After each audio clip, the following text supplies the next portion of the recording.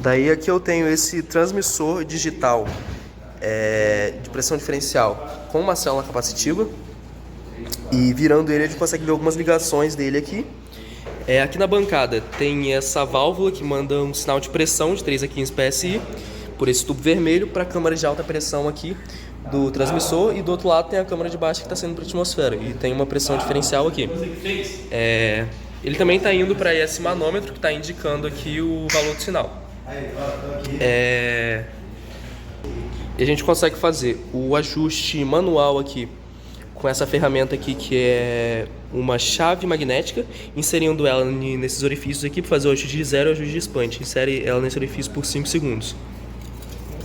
E aqui a gente consegue também acompanhar e ver que a bancada ela tem uma alimentação aqui de 24 volts corrente contínua, e o polo negativo está enviando um sinal aqui para o amperímetro, e do outro lado vai ser ligado ao negativo aqui do transmissor.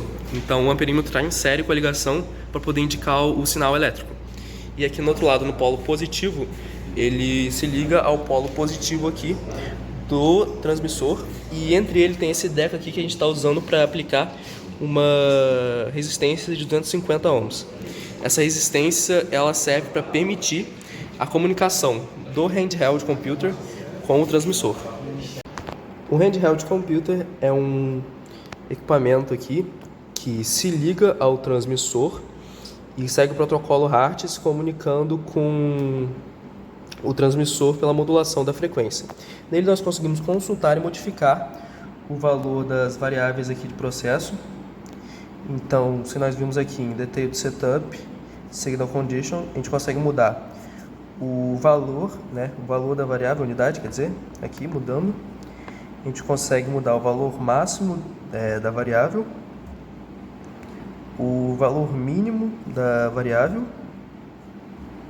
e também a função que ela vai estar seguindo aqui, seja linear, quadrática, cúbica e afins.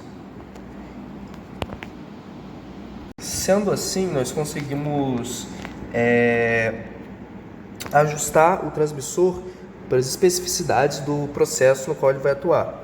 Então, por exemplo, para medir nível em um tanque de 10 metros de altura, nós poderíamos mudar aqui a unidade para metro de coluna d'água, mudar o valor máximo para 10 e o valor mínimo para 0.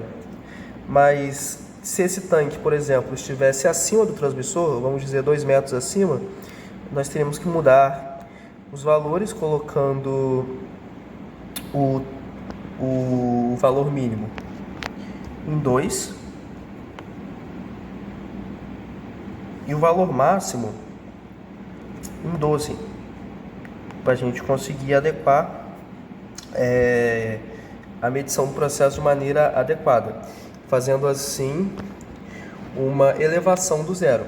Mas em um outro caso, em que o nível fosse ser medido num tanque fechado e pressurizado, o líquido poderia gerar um vapor que iria se condensar, e isso estaria ligado à câmara de baixa, e isso atrapalharia a medição. Nesse caso, a gente teria que encher essa câmara de baixa com líquido completamente, ele estaria em 100%. Sendo assim, nós teríamos que colocar o valor mínimo em menos 10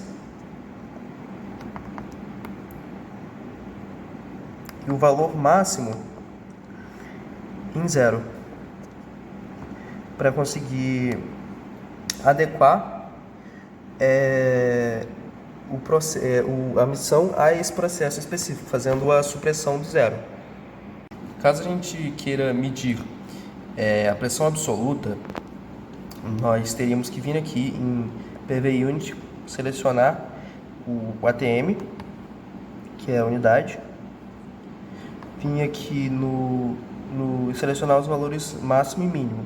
Como esse transmissor não possui câmara de vácuo, ele vai estar sob efeito da pressão atmosférica. Sendo assim, nós vamos ter que causar aqui uma supressão do zero, colocando ele para menos 1, assim,